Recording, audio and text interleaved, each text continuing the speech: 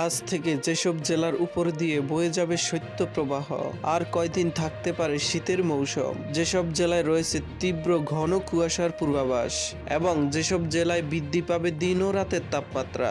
আসসালামু আলাইকুম প্রিয় দর্শক, সবাইকে আমন্ত্রণ জানাচ্ছি এই মুহূর্তে পাওয়া আবহাওয়ার গুরুত্বপূর্ণ নতুন আপডেটে।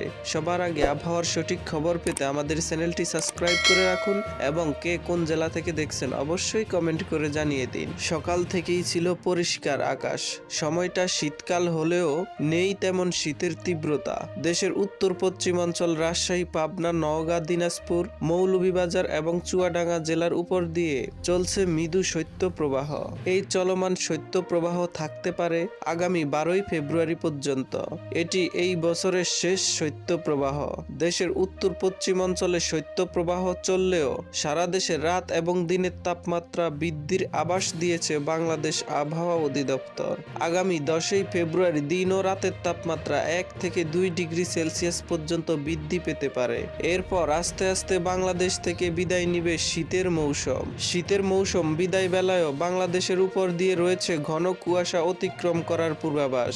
আগামী 11ই ফেব্রুয়ারি হতে 16ই ফেব্রুয়ারি পর্যন্ত বাংলাদেশের উপর দিয়ে ঘন কুয়াশা পর্যায়ক্রমে অতিক্রম করার সম্ভাবনা রয়েছে। বিশেষ করে 12 ও 13 ফেব্রুয়ারি দেশের 64 জেলার আকাশ ঘন কুয়াশার চাদরে ঢাকা থাকার সম্ভাবনা রয়েছে।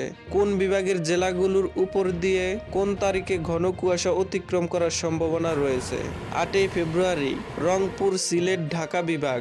9ই ফেব্রুয়ারি রংপুর, রাজশাহী, ময়মনসিংহ ও সিলেট বিভাগ। 10ই ফেব্রুয়ারি রংপুর, রাজশাহী, ময়মনসিংহ ও সিলেট বিভাগ। 11ই ফেব্রুয়ারি খুলনা, বরিশাল, চট্টগ্রাম, রংপুর, ময়মনসিংহ বিভাগ। 13ই ফেব্রুয়ারি সকল বিভাগ। 14ই ফেব্রুয়ারি খুলনা, বরিশাল, চট্টগ্রাম, ঢাকা ও সিলেট বিভাগ। 15ই ফেব্রুয়ারি খুলনা, বরিশাল ও চট্টগ্রাম বিভাগ। 16ই ফেব্রুয়ারি খুলনা ও বরিশাল বিভাগের উপর দিয়ে ঘন কুয়াশা অতিক্রম করার সম্ভাবনা রয়েছে।